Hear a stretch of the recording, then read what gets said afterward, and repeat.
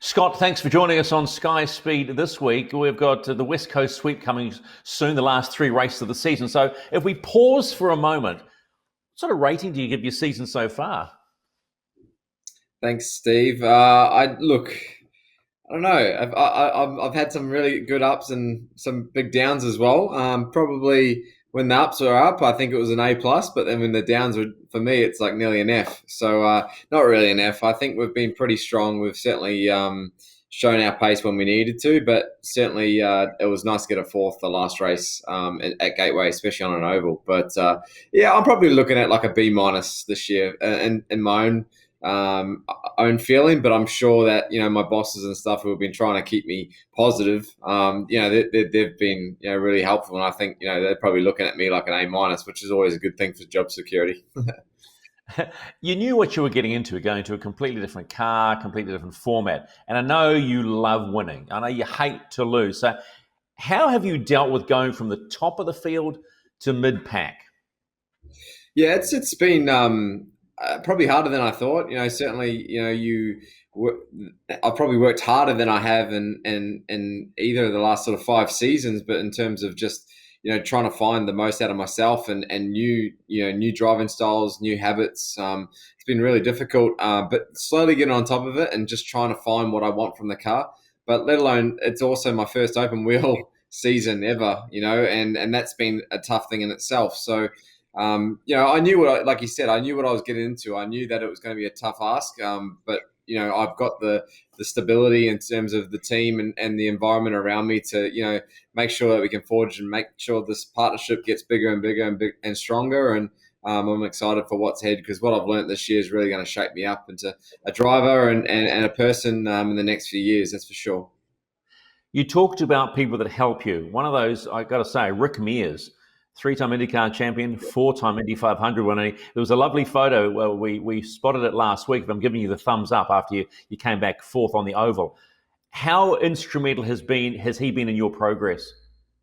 Yeah, huge, and I think even more so for the ovals, he's made me feel a lot comfortable, a lot faster on the ovals, just with his experience and little things that he's asking me when I come in from the car, and stuff that sort of makes me think twice about what asking my engineer exactly what I want from it.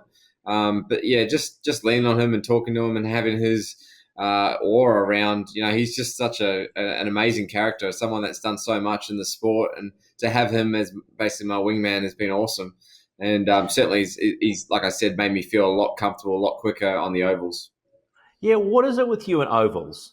I mean, man, you look okay. You Yeah. look like an old boy out there. No, I very like. Look, the car has been very good everywhere we've gone. I think the Team Penske car we could have won, and that could be for all of us, all our team. And like, look, Joseph won that last race, and we're all up the front.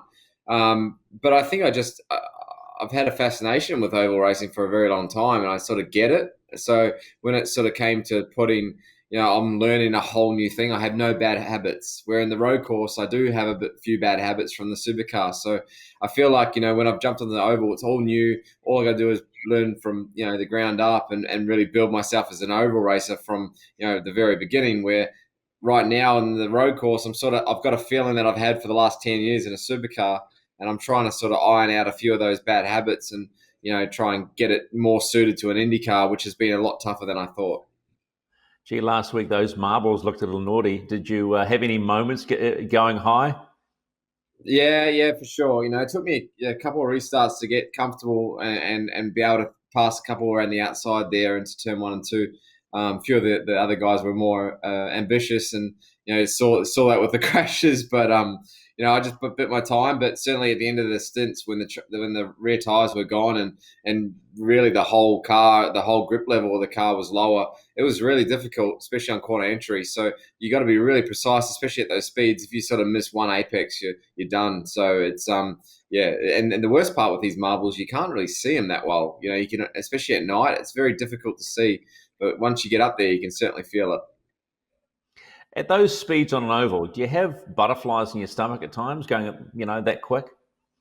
Um, I don't think it's just speed. It's more just what you're doing in terms of maneuvering around cars, and especially when there's a crash, like that's when you know how fast you're going, because the way that the car's in front of you is basically stationary or close to, and you go roaring past it. We're still doing 100 mile an hour under caution. It's and it feels very slow. So it's certainly a different thing for me to get used to the speed. But I wouldn't say it gives me any nervousness. No. It must be really nice being part of Team Penske, and it was quite obvious when Joseph Newgarden thanked you in his victory speech for testing the car. Yeah, well, so we had a rookie test day at Gateway, and we were able to try a couple of different setups and sort of to where I wanted to go with the car, which was nice. It wasn't sort of getting led to like sort of what the other guys had been doing, and sort of thinking, oh, that's the way to go. I was able to sort of go my own avenue, and some of the things that we hit on, just from my feel, worked for everyone, and it was new stuff that we hadn't tried before. So. I know for a fact Joseph ran basically the same car I did that night. He just qualified a bit better and made use of it. And he didn't have to do that. He didn't have to say that. And it just shows the camaraderie between us boys. We get along pretty well, all four of us. And Joseph's a cool guy. He's awesome. I've been bugging him to come down under and come down to New Zealand and check it all out with his wife. And he's really excited to do that one day as well. Are you treated like the rookie? Yeah, I get hazed a little bit, yeah, for sure. But I deserve it because there's some stupid things I ask and whatever. But no, they've honestly been awesome. All three of them have been so good with me. Apart from Will taking me out, that was about it. That's the only problem we've really had all year. So we've been getting along pretty well. Any question I ask, whether it's on track or even if it's off track, like little airport tips, what airports to fly into and all that sort of stuff. Like it's. Little things like that have helped a lot, and it makes you feel a lot more comfortable for sure. Actually, are you doing the rock star thing? Are you flying, and are you flying one of the captain's jets to races? A couple times with the team's got a jet, yeah, so we fly, but it just depends on space because of the 4-car thing. There's a lot more personnel going to the tracks, so I just normally do the commercial thing like the other guys. Yeah, you're playing the cool rookie part. Who's the weirdest of them? Will Power, Joseph Newgarden, or Simon Pagenaud?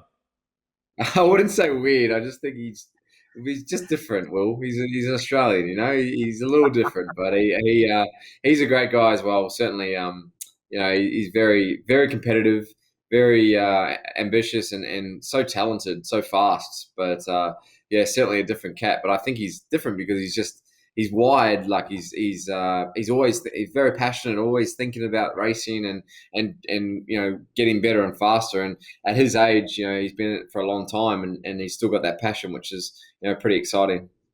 How all-consuming is it being an IndyCar driver now, as opposed to being in the supercars? I think it's been very character building. It's been up and down, and I've had to really stay positive in times where it was like, far out, what am I doing? It's one of those things where I've got a great support system around me, and it has been tough not being close to family and with mum and dad back home, and not being able to come over to the Indy 500 and a few other things like that hit me pretty hard.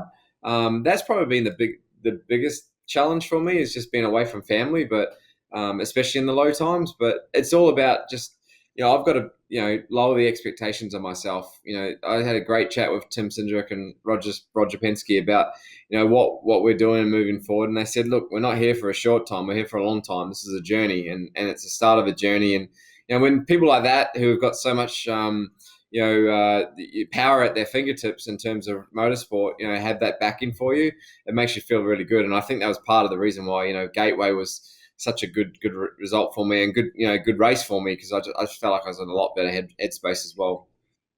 Are you a lover of motorsport history, because Penske have so much of it, and are you drawing on history or tidbits they give you to just settle yourself in this journey?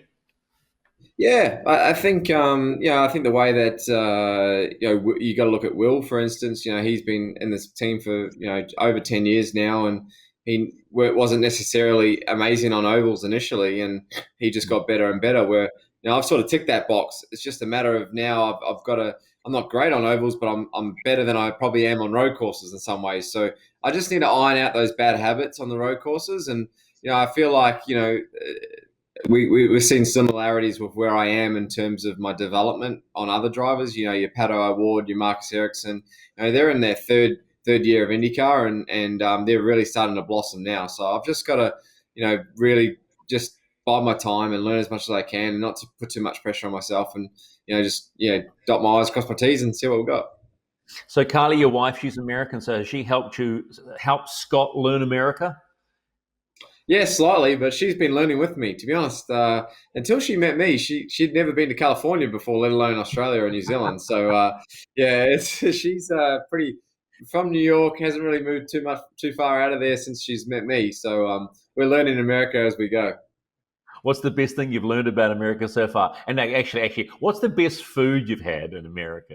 Oh, I'll tell you what, the barbecue is pretty good. Like the barbecue that they have, the ribs and all that sort of stuff. I'm not saying like our meat's bad in New Zealand or Australia, but it's the meat and how they grill it is pretty impressive. But there's this thing called a cheese curd, which is pretty tasty too. It's like a squeaky kind of cheese, like a halloumi kind of thing. It's nice. Oh, okay. Oh, halloumi thing. And of course, driving the Yeah. big pickup, right? So you got is it a big black Chevy pickup you got? Yeah. That's part of the cool deal. I got the brand new 21 Chevy Silverado, so it's a Oh, beast. It's fun, and especially when we want to tow a few things or do whatever, it's perfect for that. tell me you've got a cowboy hat. It just seems to go with that truck. I don't. You know how expensive they are? They're like 400, $500. Oh, there's no way. No, I'm too much of a tight ass for that. Well, the most encouraging thing, Dad got his PPG shirt. Yeah. But like I said, I'm throwing this thing on. I look very professional from the top up, but it's a Sunday night over here, so I'm just I'm chilling out at home. Hey, mate, it's always good to talk to you. I know it's a completely new ball game for you, but you are certainly doing the job, and the best of luck for the West Coast sweep, pal. Yeah, thanks very much. Thanks for having me.